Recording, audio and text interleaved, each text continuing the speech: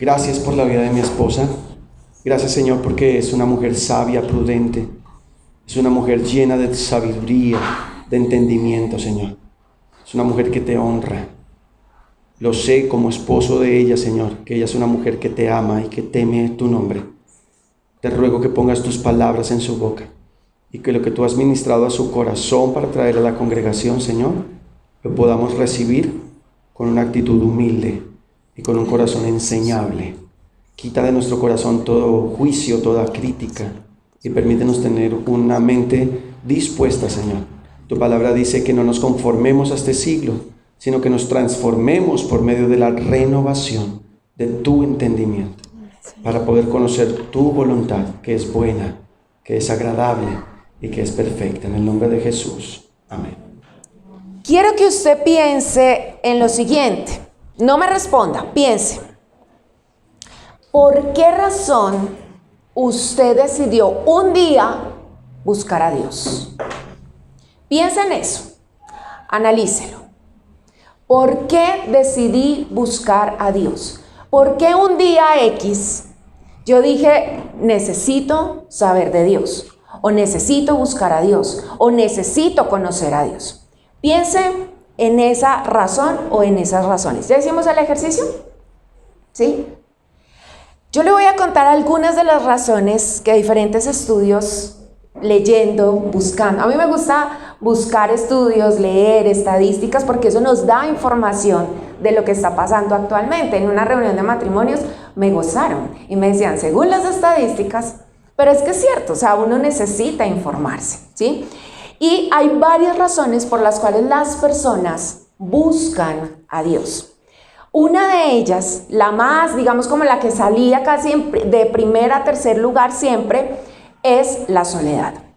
Y entonces las personas quieren buscar a Dios para no sentirse solos, para saber qué hacer para no sentir ese vacío existencial. Pero también buscan a Dios cuando hay crisis y necesitan consuelo. Necesitan apoyo, necesitan a alguien que les esté ayudando en ese momento de dificultad. Pero también hay unos más existencialistas y entonces buscan a Dios porque necesitan un propósito de vida. Entonces, ¿yo para qué vine a esta tierra? ¿Yo para qué nací? Yo necesito saber por qué estoy aquí. Entonces, una de las razones es, busquemos a Dios, a ver Dios qué dice al respecto. Pero también por miedo al castigo o a la muerte. ¿Sí? Y entonces no, o sea, ¿qué va a pasar después de esta vida? Entonces, si es verdad que existe algo más, pues yo necesito hacer algo al respecto. Entonces, por miedo o castigo a la muerte. Hay otros que buscan a Dios por tradición familiar. O sea, siempre en mi familia son muy religiosos o siempre han ido a la iglesia o X o Y, pues entonces yo también aprendí y tengo eso adquirido. Hay otra súper interesante y es por curiosidad intelectual. Para algunas personas, tener conocimientos vastos, sobre todo en la Biblia, eso es importantísimo. Entonces, necesito saber, necesito conocer quién es Dios, quién es Jesús, de quién están hablando. Y algunos tal vez se encuentran con Dios, otros solamente lo dejan en esa esfera intelectual como tal. Otros buscan a Dios por poder o influencia, asociado con el éxito material.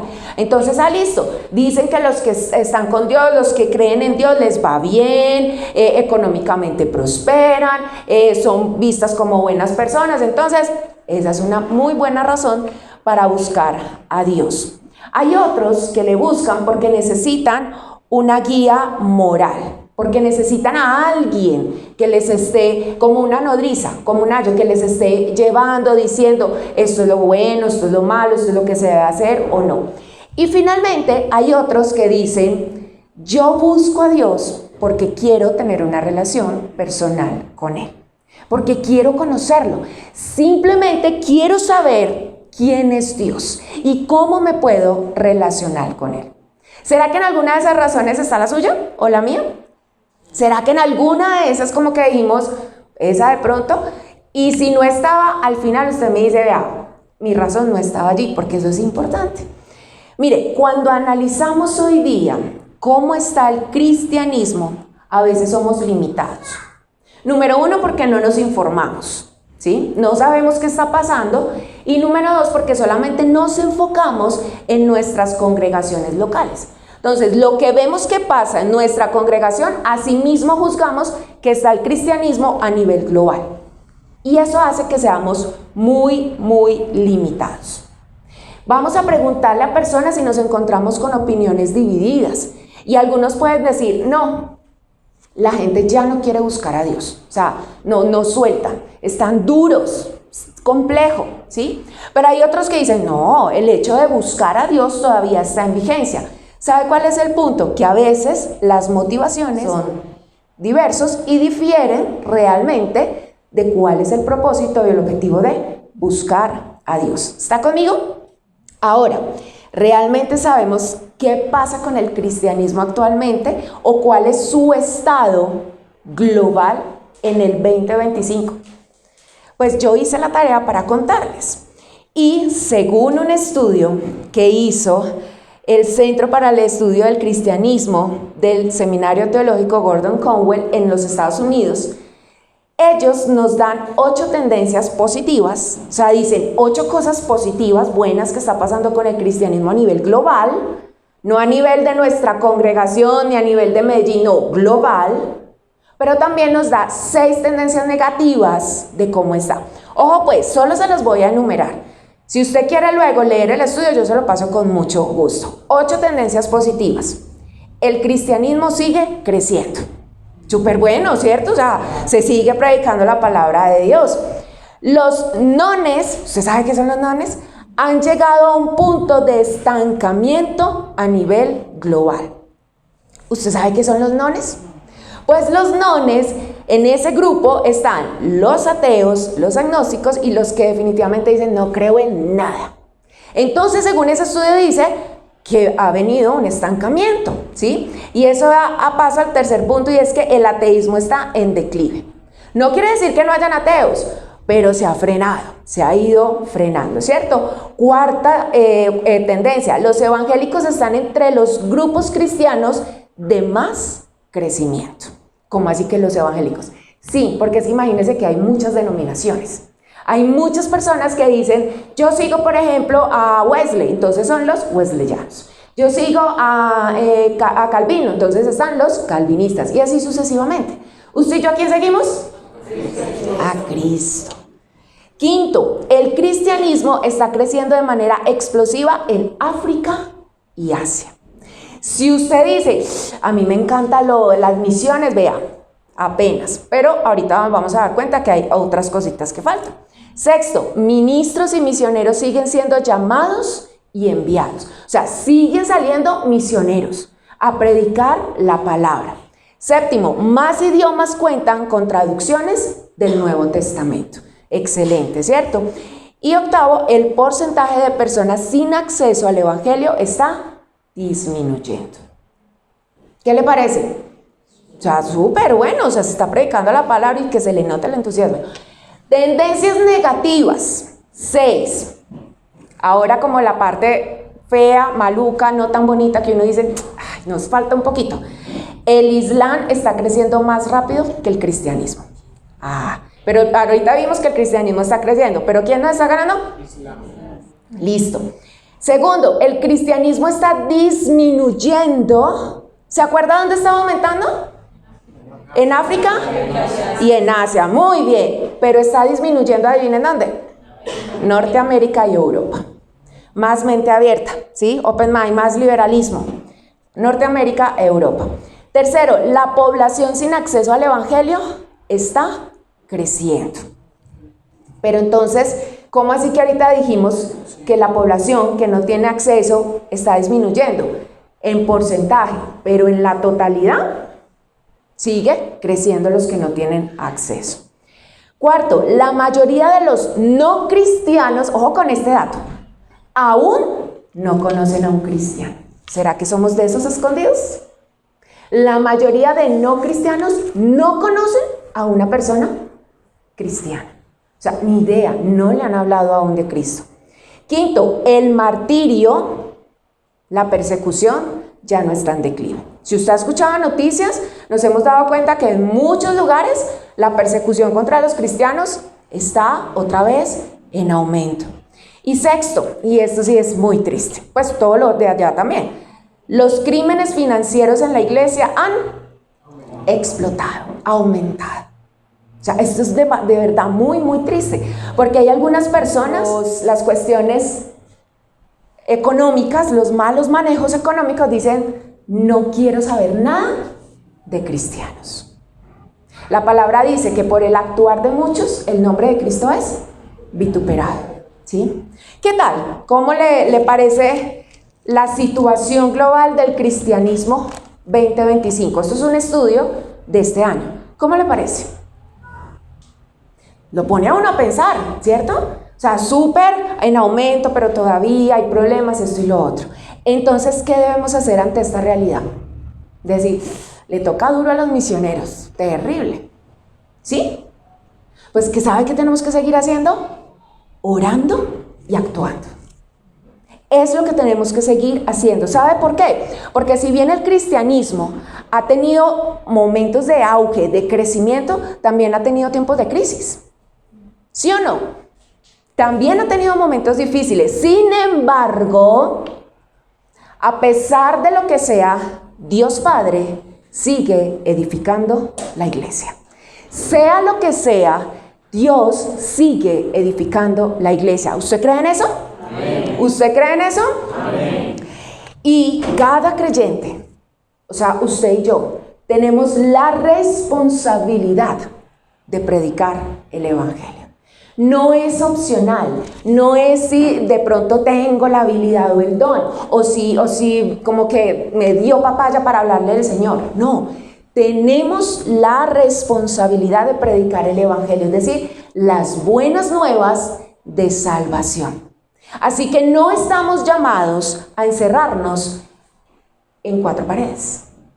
Estamos llamados a proclamar el evangelio de Cristo en un mundo que vive oscuro. ¿Estamos qué? Llamados a proclamar el evangelio de Cristo a un mundo que está oscuro. Y usted dice, bueno, sí, esto nos debería a nosotros mover. ¿Sabe por qué? Porque eso fue lo que hizo Jesús en la tierra. ¿Esa no fue la obra de Él? Dice que Él empezó a predicar diciendo, arrepiéntanse, ¿porque qué? El reino de los cielos se ha acercado. Eso fue lo que hizo Jesús en esta tierra. Entonces partamos de algo, y es de las verdaderas razones por las cuales nosotros debemos buscar a Dios, ¿sí? Todas esas razones que usted pensó y que yo mencioné son razones subjetivas, ¿sí? Tienen que ver con mi necesidad, tiene que ver con mi capricho, tiene que ver con mi dificultad, tiene que ver con mi realidad subjetiva. Pero la palabra nos deja muy claro cuáles son las verdaderas razones por las cuales usted y yo debemos buscar a Dios. Número 1, ¿sabe cuál es la principal razón por la que usted y yo debemos buscar a Dios? Porque fuimos creados para su gloria. Es la principal razón. Si usted está tomando nota, hágale bien, pueda que eso también le ayude a que esté súper atento. El hombre fue creado para su gloria. Isaías, capítulo 43, versículo 7. Alístese pues porque vamos a dar un paseo por la Biblia. Usted sabe que mi esposo me dice, amor, son muchos textos bíblicos. Y yo digo, ¿cuál quito? Y yo, no, Dios no me dijo que quitara ninguno. O sea, todos vamos. Isaías, capítulo 43, versículo 7 dice, trae a todo el que sea llamado por mi nombre, al que yo he creado, ¿para qué? Para mi gloria, al que yo hice y formé. Vean, iglesia, muchachos, amigos, familia, nosotros no fuimos creados para llegar a la autorrealización. Nosotros no fuimos creados para ser ricos, poderosos. Nosotros no fuimos creados para sentirnos bien, placenteros y disfrutar de esta vida. Nosotros fuimos creados ¿para qué? Para darle gloria a Dios. Para eso fuimos creados. Así que si la próxima vez un niño, adolescente, joven o adulto o anciano le pregunta, es que yo no entiendo para qué fui hecho, ¿usted qué le va a decir? fuimos creados para darle gloria a Dios. ¿Qué es glorificar a Dios? Exaltar, alabar, honrar, adorar. ¿Sabe por qué? Por quién es Él. ¿Quién es Él? Nuestro creador. El que hizo absolutamente todo lo que nosotros vemos. Es reconocer quién es Él.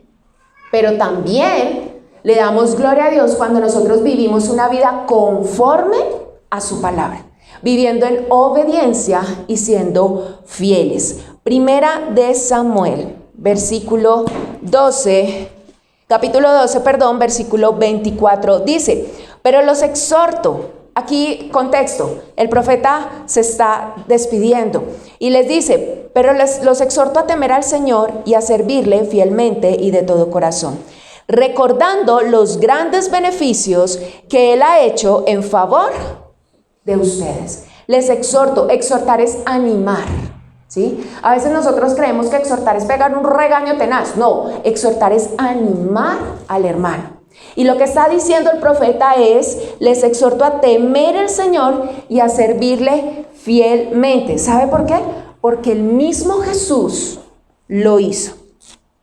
Juan, capítulo 17, versículo 4, dice: Jesús está hablando, yo te he glorificado en la tierra y he llevado a cabo la obra que me encomendaste.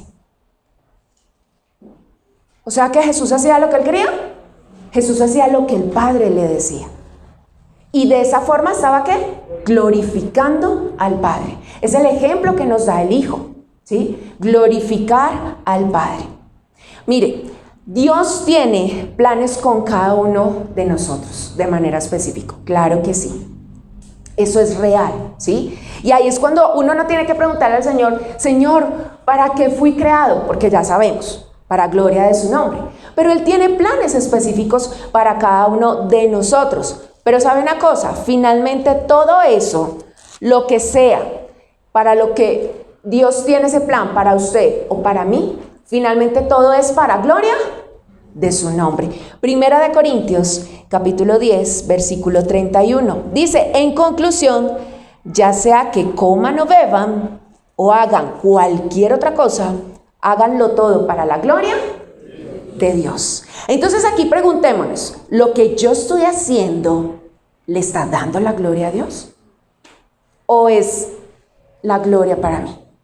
La forma en la que yo hablo, la forma en la que yo trato a las personas, la forma en la que yo me muevo, ¿le está dando la gloria al Señor? ¿O es solo para alimentar mi ego? Es solamente para que digan: mire que sí fue capaz. Dijeron que no iba a ser capaz y véanme aquí. Se tienen que comer sus palabras. ¿Por qué pasa? ¿Estoy dándole la gloria al Señor? Punto número 1. Punto número 2. De razón por la cual yo necesito buscar a Dios. Y es porque necesito ser salvo y tener una relación personal con Él. Piense, ¿alguna de estas dos razones usted las pensó por las cuales buscaba a Dios? Yo creo que no, ¿cierto? Uno no dice: ay, no, yo busco a Dios porque tengo que glorificarlo. No, el ser humano no es consciente de eso. Y yo busco a Dios porque necesito ser salvo. Menos. Para ser salvos y tener una relación personal con Dios. Mire, el Señor no quiere la muerte de absolutamente ninguna persona. Yo no sé si usted ha escuchado, hay algunas personas que dicen: pero es que Dios es cruel.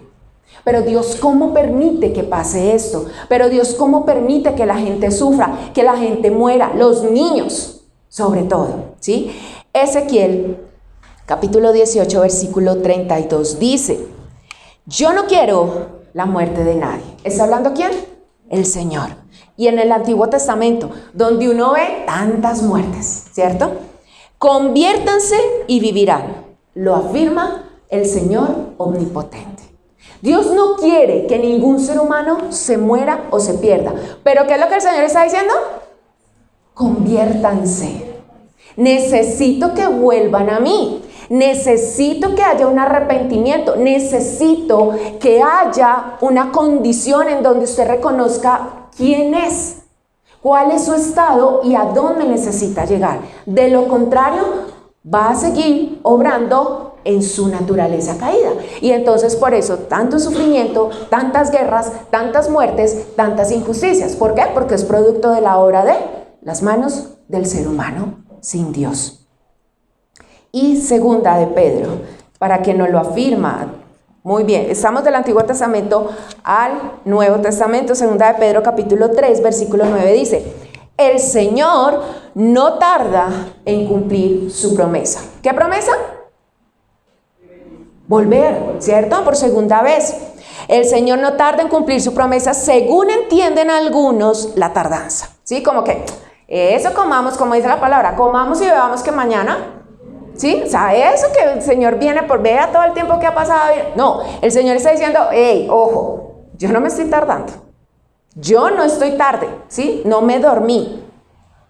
Más bien, Él tiene paciencia con ustedes, porque no quiere que nadie perezca, sino que ¿qué? Que todos se arrepientan. Así que si el Señor aún no ha venido, es porque mínimo hay uno, poniendo muy bajito, que aún no conoce del Señor. ¿Y será que ese uno está cerca de nosotros? ¿Será que ese uno sabe quién es Jesucristo? ¿Será que ese uno verdaderamente conoce a Dios? Mire, en nuestra condición caída no podemos glorificar a Dios, que es la primera razón. Una persona en su condición caída, viviendo en pecado, no puede glorificar a Dios, sino que glorifica ¿a quién? A sí mismo. Se exalta a sí mismo, se aplaude, se alaba, ¿sí? Y eso nos lo dice Santiago, capítulo 4, versículo 3. Dice, cuando piden, no reciben. ¿Por qué piden qué? Con malas intenciones, para satisfacer sus propias pasiones. Y esto aún pasa con aquellos que conocen de Dios, ¿sí? ¿Por qué? Porque si estamos enfocados en nosotros mismos, pues vamos a querer satisfacer esos deseos o esos anhelos. Y uno dice, pero ¿a quién le estoy haciendo daño? Nadie me ve, nadie se da cuenta. Y resulta que sí. Resulta que eso tiene un impacto sobre otras personas. Hay un impacto sobre mi vida misma. Miren, muchachos, así que la única forma de nosotros poder glorificar al Señor es por el único camino que hay. ¿Y cuál es ese camino? Juan capítulo 14 es un capítulo con mucha adrenalina. Usted lo puede ir abriendo en su Biblia. ¿Sabe por qué Juan capítulo 14 tiene mucha adrenalina? Porque vemos a unos discípulos súper angustiados, súper turbados, preocupados porque han recibido noticias candentes. ¿Y cuáles son esas noticias? Número 1, de los capítulos atrás, Jesús predice su muerte. Pero ellos todavía no han entendido, ¿sí? Pero Él ya les está diciendo que ya la hora ha llegado, ¿sí? Que ya está pronto, pero ellos como que no comprenden. Aparte de eso, Jesús predice la traición de Judas. Sin decir que era Judas, pero todos están, ¿seré yo? ¿Seré yo? O sea, tanto que le dicen a Juan, pregúntale a ver quién es, porque necesitamos saber si yo estoy tan terrible que voy a negar al Señor, ¿sí? Y aparte de eso, predice la negación de Pedro. O sea, ese sí, con nombre propio, señalado. Entonces, los discípulos están turbados, están angustiados, y de esa manera empieza el capítulo 14, dice, no se angustien, confíen en Dios. ¿Sí? Así empieza el capítulo 14 de Juan. Ellos están preocupadísimos. Y con base en esa preocupación que ellos tienen, ¿sí? Ahora yo le pregunto a usted, ¿qué preocupación tiene usted actualmente? Ellos estaban preocupados porque Jesús les estaba diciendo que al lugar donde Él iba a ir, ellos no podían ir. ¿Cómo así? El maestro se va, nos deja y ¿qué vamos a hacer? ¿Sí? Por allá uno se va a torcer, lo va a traicionar, otro lo va a negar, que es esta cosa tan horrible que está pasando. ¿Qué va a suceder? Y con base en eso tienen una conversación interesante. Y es el texto central sobre el que vamos a trabajar. Juan, capítulo, es que ahí vamos a trabajar, ya no estamos trabajando, sí, ahí vamos, pero tranquilo. Juan, capítulo 14, versículos del 5 al 14. Dijo entonces Tomás: Señor, no sabemos a dónde vas, así que ¿cómo podemos conocer el camino? Y el Señor le dice: yo soy el camino, la verdad y la vida. Le contestó Jesús: nadie llega al Padre sino por mí. Si ustedes realmente me conocieran, ¿a quién le están hablando? A los discípulos. Pero miren lo que dice Jesús: si ustedes realmente me conocieran, muchachos, llevaban 3 años caminando con Jesús. Téngalo ahí. Conocerían también a mi Padre, y ya desde este momento lo conocen y lo han visto. Señor, dijo Felipe, muéstranos al Padre y con eso nos basta. Seguía, ya no era Tomás, se le sumó Felipe, ¿sí? Y el Señor: ay, Felipe, tanto tiempo llevo ya entre ustedes y todavía no me conoces. El que me ha visto a mí ha visto al Padre. ¿Cómo puedes decirme, muéstranos al Padre? ¿Acaso no crees que yo estoy en el Padre y que el Padre está en mí? Las palabras que yo les comunico no las hablo como cosa mía, sino que es el Padre que está en mí, el que realiza sus obras. Si usted está leyendo con entendimiento, aquí es clave. Versículo 11, créanme cuando les digo que yo estoy en el Padre y que el Padre está en mí, o al menos créanme por las obras mismas. Ciertamente les aseguro que el que cree en mí y las obras que yo hago, también él las hará. Y aún las hará mayores, porque yo vuelvo al Padre. Cualquier cosa que ustedes pidan en mi nombre, yo la haré. Así será glorificado el Padre en el Hijo. Lo que pidan en mi nombre, yo lo haré. Yo creo que de toda esta conversación, como que de los versículos que más nos acordaban, ¿cuáles eran? Uno y otro. Todo lo que pidan se les será dado, ¿cierto? ¿Cómo se llama nuestra enseñanza del día de hoy? Cosas mayores. Cosas mayores. Porque aquí el Señor está diciendo en el versículo 12, ciertamente les aseguro que el que cree en mí, las obras que yo hago, también Él las hará. Y aún las hará mayores, porque yo vuelvo al Padre. ¿Está conmigo? ¿Estamos conectados? Mire, ahorita ustedes decían, versículo conocido, el 6, ¿cierto? Si tú me puedes regalar devolviéndote a esos versículos. ¿Qué dice el versículo 6? ¿Cierto? Yo soy el camino. Él no está diciendo que les voy a mostrar el camino. Él dice, yo soy, ¿cierto? Él no está diciendo, les voy a enseñar la verdad. ¿El qué está diciendo? Yo soy la verdad. Y Él no les está ofreciendo secretos y métodos para vivir una vida plena y triunfar. ¿El qué les está diciendo? Yo soy la vida.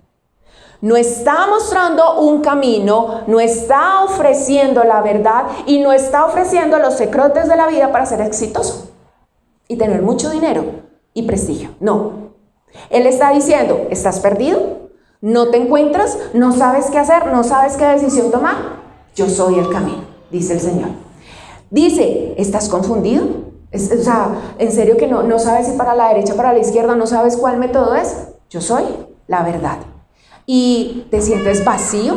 Como que no encuentras sentido a la vida, te sientes muerto, ese ánimo te está consumiendo. Yo soy la vida. El Señor es muy claro, Él no está dando otras opciones, está diciendo, soy el único, no hay otras formas, ¿sí? Y está dejando claro que a través de Él volvemos ¿a dónde? Al Padre. Mire que la Escritura es supremamente clara. ¿Qué es lo que pasa? Que nosotros a veces no escudriñamos y no entendemos. Y entonces a veces me dicen, dígame qué le digo a esta persona que me dice que no le encuentra sentido a la vida, que no sabe qué hacer. Usted que es psicólogo, dígame que él... Y entonces uno dice, ¿qué te ha dicho el Señor a ti? ¿Qué te dice el Señor a ti? ¿Qué te ha mostrado el Señor a ti en su palabra? Pero cuando a veces no sabemos cómo acompañar a alguien es porque todavía no hemos entendido lo que Jesús nos dijo. Aún no hemos entendido, así como el Señor le dijo a ellos, ¿tanto tiempo y no me conocen? ¿Cómo es posible que me pregunten por el Padre? ¿Sí? Mire, no es por medio de sectas o religiones con cosas locas, ¿sí? No es por medio de aquellos caminos espirituales que ofrecen paz, tranquilidad y estabilidad, y que usted tiene control de su mente y que usted puede reprogramar. No, el Señor está siendo enfático y está diciendo, solo hay una forma. O aceptamos o rechazamos. No hay términos medios. O creemos y lo vivimos, o lo rechazamos, ¿sí? Esto no es una cuestión de subjetividad. Y el punto aquí es que lo rechazo y sigo enfocado en mí mismo, haciendo lo que yo considero, o lo acepto y empiezo a hacerlo de acuerdo a su voluntad y no de acuerdo a lo que yo creo, pienso, siento. El versículo 9 dice, de ahí mismo de Juan, donde estamos. ¿Cómo dice? Ya. ¿Cuánto tiempo? ¿Sí? Estando cerca de Jesús, no lo entendían, no lo comprendían. ¿Y sabe qué? Eso pasa hoy día también. Es que yo llevo 40 años en el Evangelio. Es que el número no nos dice, es la relación que tenemos. ¿Verdaderamente lo conozco? ¿Lo comprendo? O sea, es que quiero que usted lo piense. Son 3 años, 12 hombres caminando con Jesús. Con Jesús. No era un coach, no era un mentor cualquiera, era Jesús. Y al final le dice, ¿qué hubo? ¿Qué pasa? ¿No me conocen? ¿Sí? Y por eso en muchas ocasiones cuando digo, es que no escucho a Dios, no entiendo la palabra, entonces hay que dar un alto y decir, espérate, ¿cómo es mi relación con Dios? ¿Sí? ¿Cómo es mi relación con Dios? Y el versículo 12 habla entonces de obras mayores, ¿cierto? La pregunta es, ¿cuáles obras? ¿Cuáles obras? ¿De qué me está hablando Dios allí? ¿Cuáles obras mayores yo voy a hacer? ¿Usted se había escuchado ese texto? Ciertamente les aseguro que el que cree en mí, las obras que yo hago también él las hará, y aún las hará mayores.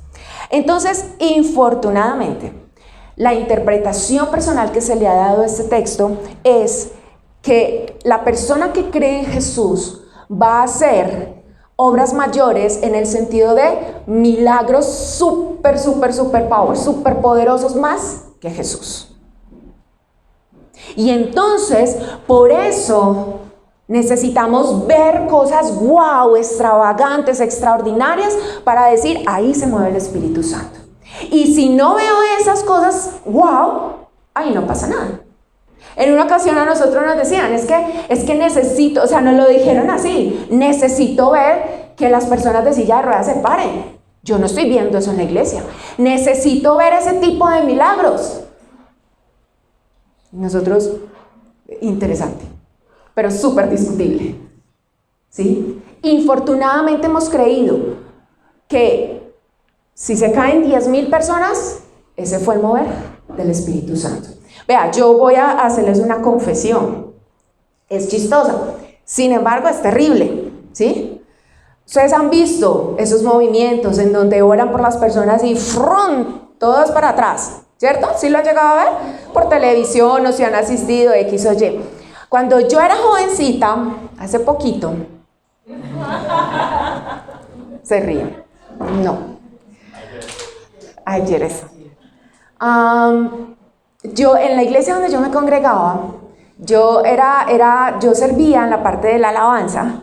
Imagínense, yo era baterista, ¿usted sabía? Yo era baterista. Imagínense. Y trabajaba con los jóvenes y con los adolescentes, ¿cierto? Pero ahí iba a haber un evento masivo de ciudad y convocaron a las iglesias para que pudieran mandar servidores. porque no había toda esa gente. Y pues nosotros fuimos, en la iglesia donde yo me congregaba, íbamos, yo era una adolescente. Y entonces, vea, eso estaba full, o sea, eso no le cabía nadie, vea, eso era así pegado, que uno le siente el sudor y el calor a la otra persona, así, impresionante. Cuando en un momento llamaron a todos los servidores para que fueran como a la parte baja de ese lugar para orar por ellos. Entonces, claro, eso se volvió a llenar de solo servidores. Y estábamos ahí cuando lo que estaban orando y diciendo es, y el Espíritu Santo vendrá en ese momento y con poder y desde ahora todos son llenos del Espíritu Santo. Y hicieron esto. Yo estaba como de la mitad para atrás cuando yo empecé a ver que todo el mundo se caía. Y eso como una ola. Y yo miré para un lado y yo miré para el otro y yo decía, yo no siento nada, ¿yo qué hago? Yo no me puedo quedar parada. Cuando fue llegando yo dije, aquí fue, y me tiré con todo el mundo. ¿Sí? Y yo me tiré y todo el mundo encima de todo el mundo. Y yo miraba como que ella quiera separar, quiera separar. Y no una, ni dos, 3 veces. Hacia atrás, de plancha.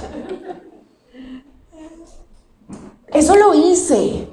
Porque yo decía, pero yo no siento nada. O sea, pues, ¿qué hago? Yo, donde me quedé parada, pecador horrible, terrible. No, yo tengo que ir con ellos. E infortunadamente esas cosas mayores de las que nos habla la palabra, algunos piensan que es eso, cosas extraordinarias, o sea, sacadas de este mundo. Pero ¿sabe una cosa? Ni siquiera los apóstoles hicieron milagros como los que hizo Jesús de caminar sobre las aguas. Muéstrame a alguien que camine sobre las aguas.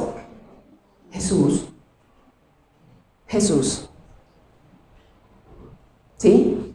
De alimentar a tantas personas. Los apóstoles hicieron milagros, claro que sí, muy similares a los que hizo Jesús. Pero ¿sabe una cosa? Aquí el texto no se está refiriendo a que si yo creo en el Señor, tengo que hacer que vibren las personas. No. Aquí está hablando no de igualarnos al poder o sobrepasar el poder de Jesús, porque eso es imposible. Aquí de lo que el Señor está hablando es de alcance, magnitud. ¿Cómo así? Después del Pentecostés se convirtieron más personas de las que habían creído cuando Jesús predicaba. Y cuando dice, ustedes harán mayores cosas, están diciendo, hijos, necesito que prediquen. Necesito que todo el mundo conozca del Padre. Necesito que el Evangelio sea hasta los confines de la tierra. Y lo dice las Escrituras. Lucas, capítulo 24, 44, ¿cierto? Cuando todavía estaba yo con ustedes, les decía que tenía que cumplirse todo lo que está escrito acerca de mí, en la ley de Moisés y en los profetas y en los salmos. Versículo 45 dice, entonces les abrió el entendimiento para que comprendieran las Escrituras. Versículo 46, esto es lo que está escrito, les explicó, que el Cristo padecerá y resucitará al tercer día. En su nombre, ¿en el nombre de quién? ¿Cierto? Se predicarán el arrepentimiento y el perdón de pecados a todas las naciones, comenzando por Jerusalén. Versículo 48, ustedes son testigos de estas cosas, Jesús hablándole a los apóstoles. Y versículo 49, ahora voy a enviarles lo que ha prometido mi Padre, pero ustedes quédense en la ciudad hasta que sean revestidos del poder de lo alto. Entonces aquí Jesús les está diciendo, tienen tarea, y bastante, ¿cierto que sí? Pero espérense, porque solos no pueden. ¿Qué necesitan? Revestidos del poder de lo alto. Hechos, capítulo 1, versículo 8, dice, pero cuando venga el Espíritu Santo sobre ustedes, recibirán poder y serán mis testigos tanto en Jerusalén como en toda Judea y Samaria y hasta los confines de la tierra. ¿A quién recibirán? Al Espíritu Santo. poder, ¿cierto? Y ahí adelantico, en Hechos, capítulo 11, versículos del 4 al 6, dice, mire, ya Jesús había vuelto al Padre, ¿sí? Ya Jesús había vuelto al Padre. Y capítulo 2, versículos 4 dice, todos fueron llenos del Espíritu Santo y comenzaron a hablar en diferentes lenguas, según el Espíritu les concedía expresarse. Estaban de visita en Jerusalén judíos piadosos, procedentes de todas las naciones de la tierra. Al oír aquel bullicio, se agolparon y quedaron todos pasmados, porque cada uno los escuchaba hablar en su propio idioma. Fíjese que aquí estamos frente a la forma en la que Jesús dijo, necesito que haya alcance, necesito que ustedes hagan mayores cosas. Y nos saltamos hasta los versículos 37 al 41, que es después de la primera predicación de Pedro, ¿sí? Y dice, versículo 37, cuando oyeron esto, ¿quiénes? Todos esos judíos que venían de otras partes, ¿cierto? Cuando oyeron esto, todos se sintieron profundamente conmovidos y le dijeron a Pedro y a los otros apóstoles, hermanos, ¿qué debemos hacer? ¿Y ellos qué le dijeron? Arrepiéntanse y bautícese cada uno de ustedes en el nombre de Jesucristo para perdón de sus pecados. Les contestó Pedro, y recibirán el don del Espíritu Santo. En efecto, la promesa es para ustedes, para sus hijos y para todos los extranjeros, es decir, para todos aquellos a quienes el Señor nuestro Dios quiera llamar. Y con muchas otras razones les exhortaba, los animaba insistentemente. ¿Qué les decía? Sálvense de esta generación perversa. Así pues, los que recibieron su mensaje fueron bautizados. Y aquel día se unieron a la iglesia unas 3,000 personas en una prédica. ¿Lo hizo Pedro? Jesús les dijo, quédense quietos, porque ustedes solos, los acabé de regañar porque les dije que por qué no entendían, por qué no comprendían, ¿sí? Jesús pasó 40 días después de que resucitó con ellos, enseñándoles, porque todavía estaba dura la cosa, porque todavía los discípulos no habían comprendido muchas cosas, pero su entendimiento fue abierto. Y Él les dice, necesito que hagan mayores cosas, necesito que impacten el mundo, que impacten de manera global con la predicación del Evangelio. Ahora entiende por qué le conté cómo estamos 2025 en cuanto al cristianismo. ¿Falta o no falta? Todavía falta, ¿cierto? Todavía falta. Mire, en los Hechos, si usted lee, usted va a ver milagros de sanidad, va a ver milagros de provisión, ¿sí? Va a haber milagros de protección. Pero ¿saben dónde está el énfasis? En la conversión del pecador. El énfasis de Hechos está en el hecho de predicar el Evangelio y que esa persona sea restaurada. Los versículos 13 y 14 de Juan, de lo que venimos leyendo, 13 y 14 dice, cualquier cosa que ustedes pidan en mi nombre, yo la haré. Así será glorificado el Padre en el Hijo. Lo que pidan en mi nombre, yo lo haré. Señor, yo te he pedido cosas, yo he orado en tu nombre y no pasa nada. Mire, aquí hay una promesa, ¿cierto que sí? Pero esa promesa es el respaldo del Señor que nos da, pero ese respaldo tiene una limitación. ¿Sabe cuál es? Porque yo pido en el nombre de ¿quién? De Jesús, es decir, según su carácter y según su autoridad. Y se va a hacer si Él lo considera. De resto, no. Si yo estoy utilizando el nombre del Señor en vano y estoy diciendo, Señor Jesús, en tu nombre y la pregunta es, ¿ese tiene que ver con el carácter y la autoridad de Jesús? ¿Tiene que ver con hacer la voluntad del Padre? Porque entonces recordemos, aquí Él dice, así, ¿quién será glorificado? El Padre en el Hijo. Así que cualquier cosa, pase lo que pase, todo debe glorificar al Padre. Y lo que suceda, pase lo que pase, la obra de Dios debe continuar. ¿Por medio de quién? De usted y de mí, que somos los hijos de Dios, que somos sus seguidores y que somos sus discípulos. Muchachos, esto no es de un ministerio de evangelismo. No, es que eso no es exclusivo para algunos. Usted y yo estamos llamados a hacer cosas mayores, es decir, a predicar el evangelio. Pero es que yo no tengo estudios, pero es que yo no he estudiado teología, pero es que a mí me da pena. Pero es que la palabra no me está hablando de eso. La palabra me está diciendo, hable de la obra del Espíritu Santo en su vida, porque eso es lo que va a impactar la vida de otro, en lo que el Espíritu Santo hace, no lo que yo hago. ¿Sí? Hay muchas personas que necesitan conocer a Jesús. ¿Sabe por qué? Juan, capítulo 10, versículo 10, la parte B, es decir, después de la comida, dice, yo he venido para que tengan, ¿qué? Vida, y la tengan en abundancia.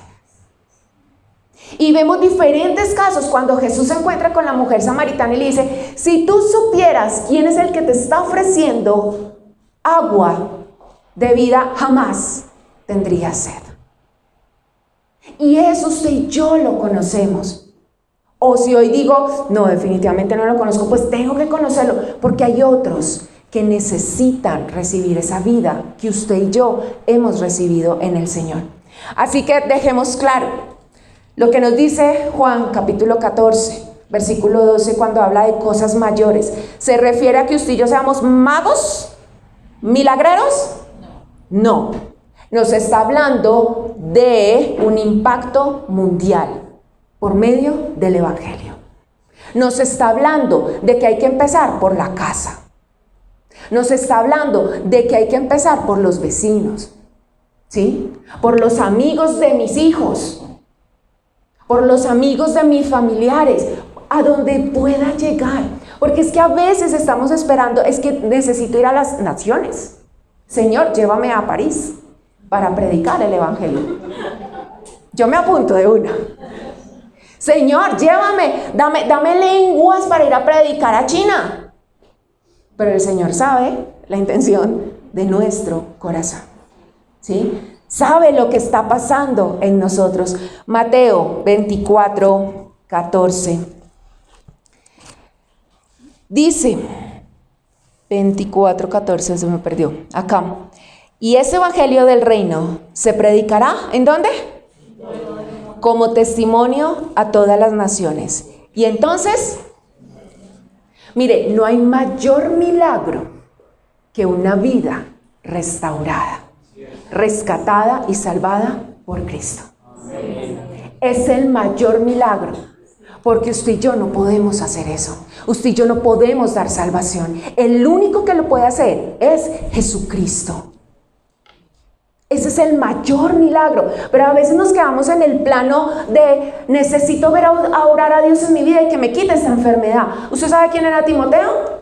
Pastor, ¿cierto? Aprendiz de Pablo. Y Pablo dice, amigo, tome vino para que se curen sus dolencias estomacales. No sabemos qué enfermedad tenía Timoteo, pero era algo crónico, ¿sí? Y entonces, ¿ahí qué pasó? Era pastor, aprendiz de Pablo. ¿Y qué pasó? Porque el Señor no le hizo el milagro, ¿sí? Pero a veces nos frenamos en nuestra relación con el Señor y mucho más de hablar de Cristo porque Dios no me ha hecho el milagro. ¿Pasa o no pasa? O sea, tenemos que ser conscientes y aceptarlo. Señor, pero ¿por qué no lo haces en mí y lo haces en otro? Espérate un momento, ¿qué estoy haciendo en ti? Antes eras un mitómano y ahora no concibes mentir. ¿Eso no es una obra transformadora? ¿Eso no es un milagro de lo alto? El mayor milagro es que una persona se arrepienta, confiese que es pecador y decida seguir a Cristo. Es la mayor obra transformadora. Efesios capítulo 2, Yo espero que usted haya anotado todos los textos bíblicos y luego usted vaya a leer todo el contexto, ¿no? Versículos 3 al 5 dice, en ese tiempo también todos nosotros vivíamos como ellos. ¿Como quiénes? Como aquellos que no tenían o que no tienen a Cristo, ¿cierto? Impulsados por nuestros deseos pecaminosos, siguiendo nuestra propia voluntad y nuestros propósitos. Como los demás, éramos por naturaleza objeto de la ira de Dios. Versículo 4. Pero Dios, que es rico en misericordia, por su gran amor por nosotros, nos dio vida con Cristo, aun cuando estábamos muertos en pecados. Por gracia, ustedes han sido salvados. Y en unión con Cristo Jesús, Dios nos resucitó y nos hizo sentar con Él en las regiones celestiales. Yo les leí hasta el 6. Usted y yo, si hoy día usted puede decir, yo soy un hijo de Dios, he sido rescatado, he sido salvado, esa era nuestra condición anterior. Pero ¿sabe una cosa? Hay muchos que todavía están en esa condición, que están muertos en sus delitos y pecados. Juan, capítulo 5. Mire, Juan es un libro maravilloso, por eso siempre cuando una persona llega por primera vez al Evangelio o nunca ha leído la Biblia, yo suelo recomendar que empiece a leer Juan. Porque en Juan conocemos el carácter, la naturaleza de Jesús. Y podemos entender cómo es que debe ser nuestra relación con el Padre. Juan capítulo 14, versículos 15 al 16. 5. Dice, ciertamente les aseguro que el que oye mi palabra y cree al que me envió, ¿tiene qué? Vida eterna. Y no será juzgado, sino que ha pasado de la muerte a la vida. Y listo, ¿quedamos arreglados? No, hay que seguir en ese caminar con el Señor. ¿Por qué? Porque vivimos con una naturaleza pecaminosa. Así que mire, no se pueden hacer cosas mayores sin la obra del Espíritu Santo en nuestras vidas. No se puede, ¿sí? Sí, es que yo asisto a la congregación, pero no oro. No tengo una relación personal con Dios, no leo las escrituras. Amigo, no, usted solo se sienta en una silla y ya.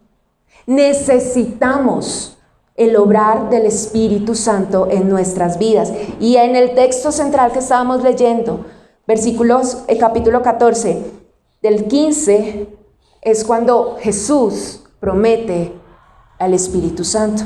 Y dice, si ustedes me aman, obedecerán mis mandamientos. Hasta ahí. ¿Amamos a Dios? ¿Obedecemos sus mandamientos? Entonces ahí uno dice, espera un momentico, ¿sí? Pero mire, la palabra es clara, si ustedes me aman, obedecerán mis mandamientos. Y yo le pediré al Padre, y Él les dará otro consolador para que los acompañe siempre. Antes de buscar el consejo en una persona, en un ser humano de carne y hueso, a quien yo debo ir a pedir consejo. Es que ahí me está diciendo, siempre, siempre necesitamos tener una relación personal con el Señor. Estamos llamados a predicar el Evangelio. No es una opción si soy un hijo de Dios. Así como yo recibí salvación, hay otros que necesitan recibir la salvación el día de hoy. Mire, el Señor en vano, lo hemos venido analizando, no nos puso en este sector de gratis. Porque nos hemos venido dando cuenta de cosas que uno dice, ok, si el Señor así quiere, pues entonces hay que hacerlo, ¿sí? En todas partes hay personas necesitadas del Señor, ¿sí? Pero en el lugar donde a usted lo puso el Señor es para cumplir el propósito. ¿Cuál es? Que su nombre sea glorificado. ¿Y cómo lo voy a hacer? Hablando de Él. Necesito hablar de Él. Y necesito entender, porque ese era el pecado habitual del pueblo de Israel, que era ¿qué? La idolatría. ¿Se acuerdan del arca? En el Antiguo Testamento, ¿se acuerdan del arca? Ellos llegaron a idolatrar el arca y lo tenían como un amuleto, ¿sí? Pero se olvidaron que no era el arca, sino la presencia. Y hoy día estamos en este lugar y tenemos que cuidarnos de idolatrar este lugar. Porque estos son paredes, Vea, ustedes hubieran visto cómo era esto antes. Allá donde todavía se ven vestigios, eso pronto estará bien, era un baño. Y de aquí para allá eran 4 oficinas. Eso era el lugar. Y de aquí para afuera era también encerrado. Cuando Andrés golpeaba para destruir ese baño, uno dice, en un momentico. No, eso no fue en un momentico. Eso fue fuerte. Pero así como se destruyó esa pared, se puede destruir todo, ¿o no? ¿O no? ¿Y qué va a quedar? Entonces, este lugar no se puede idolatrar, porque simplemente son paredes. ¿La iglesia es este lugar? No, la iglesia somos usted y yo. Y necesitamos llevar el evangelio. Entonces, rayemos las paredes, ensuciemos. No, tampoco, porque si las rayan, las limpia.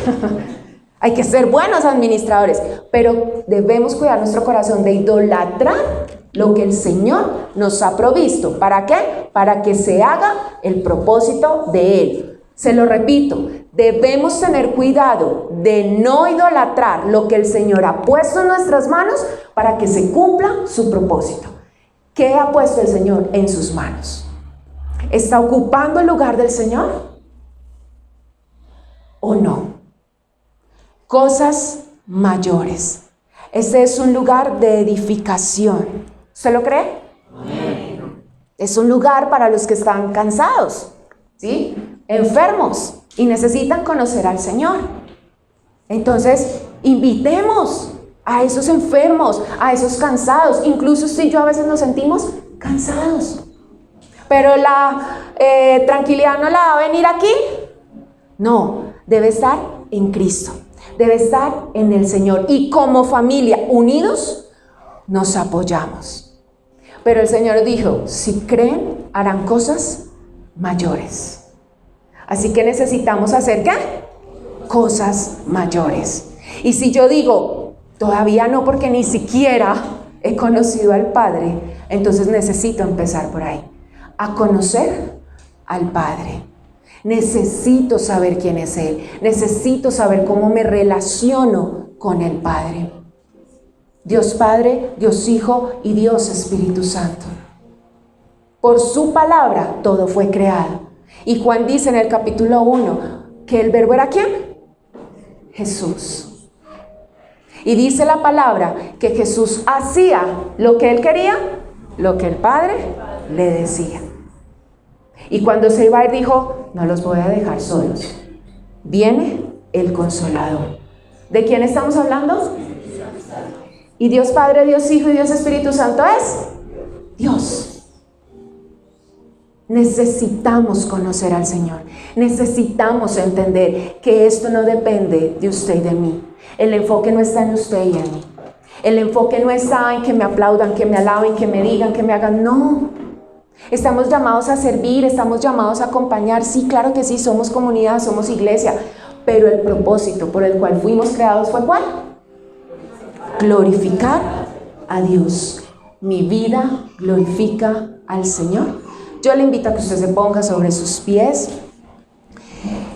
y vamos a tener esa conversación ahí con el Señor. Cierre sus ojitos, no por nada místico, nada raro, sino para que no se distraiga, para que no esté pendiente de lo que el vecino le está diciendo al Señor, sino así como Jesús tuvo la conversación con sus discípulos y les jaló las orejas y les dijo, ¿qué pasa? Hemos caminado juntos, les he enseñado y todavía no me conocen. Entonces solamente usted sabe y yo sé cómo es nuestra relación con el Señor. Y que podamos decirle, Señor, gracias porque te conozco. Gracias porque llegaste a mi vida. Porque como dice tu palabra, el amor no consiste en que te hayamos amado primero, sino en que tú nos amaste a nosotros, Señor. Gracias por tu infinita misericordia para conmigo, mi casa, los que están alrededor, Señor. Oh Señor, de oídas te había oído, como dijo Job, pero ahora quiero verte, pero ahora quiero conocerte, pero ahora quiero ir más allá de la vana repetición, de lo que me aprendí cuando oro y lo repito en automático. Quiero ir más allá, quiero conversar contigo, quiero deleitarme contigo, mucho más de lo que puedo sentir cuando hablo con mi esposo, con mi esposa, con mi novio, novia, amigos. Más aún, Señor, que cuando yo esté en tu presencia no me quiera salir de allí, que quiera deleitarme constantemente, así como lo hizo María, Señor, que había escogido la mejor parte y era estar a tus pies, Señor. Hoy, Espíritu Santo de Dios, decidimos escoger la mejor parte, Jesús, porque es lo más grande que ha sucedido y es tu obra transformadora, es que nos diste salvación y redención. Y Señor, henos aquí, Señor. Envíanos, Espíritu Santo de Dios, porque hay muchos otros que necesitan pasar de la muerte a la vida, Jesús. Porque hay muchos que necesitan escuchar el evangelio de salvación, las buenas nuevas, y arrepentirse y no vivir más en esta generación perversa, Jesús. Pon tus palabras en nuestra boca, Señor. Tu palabra dice que el perfecto amor echa fuera todo temor, Jesús, y tú eres el perfecto amor. No queremos ser personas ambivalentes, no queremos ser personas dominadas por el temor y la ansiedad. No queremos ser personas egocéntricas que tienen un concepto más alto de sí mismas. No queremos ser personas que estamos listas para ser servidas, sino para servir. Señor, queremos tener la misma actitud que tú tuviste, que siendo Dios, Señor, no te aferraste, sino que te humillaste a la condición de humano para evidenciarnos qué es lo que teníamos que hacer. Seguir tu ejemplo, Jesús. Espíritu Santo, te pido que hoy, Señor, que es el día que tú hiciste y en el cual nos alegramos y nos gozamos en él, que hoy, Jesús, pongas tus palabras en nuestra boca, Señor, y que hablemos la verdad, que presentemos el único camino, que podamos llevar vida, no porque nosotros lo hacemos, sino porque es tu Espíritu Santo haciendo la obra y tú trayendo salvación a tantas personas. Porque tu palabra dice que tu deseo es que nadie se muera, que nadie perezca, que todos puedan venir en arrepentimiento y que toda rodilla se doble y confiese que tú eres el Señor. Gracias, Padre Santo. Gracias porque cuando nos ocupamos de lo que es realmente importante, cuando nos deleitamos en ti, Señor, tú suples nuestras necesidades. Tú tienes cuidado de nosotros y aún en medio de la aflicción, Señor, tú traes paz que sobrepasa todo entendimiento y ese gozo que el mundo no puede dar, Jesús. Gracias por cada uno de mis hermanos, Señor. Gracias por cada una de las familias aquí representadas, Espíritu Santo de Dios. Tú solamente puedes hablar a cada uno de nosotros, Señor. Padre, gracias. Gracias, Señor, por cada uno de ellos, y oramos para que nuestras manos sean levantadas cuando estemos cansados y poder entender que caminamos es en tu nombre, Señor, que trabajamos es para tu obra, para el reino de los cielos, Señor Jesús. A ti sea toda gloria y toda exaltación, Señor. Tú, Señor, tú, solo tú eres merecedor de toda honra, de toda alabanza, Señor Jesús. Estamos y fuimos creados para glorificarte, Señor Jesús. Te amamos, te bendecimos, te exaltamos. Y la iglesia, tu cuerpo unida, dice amén. Iglesia, el Señor les continúe bendiciendo, que les vaya muy bien.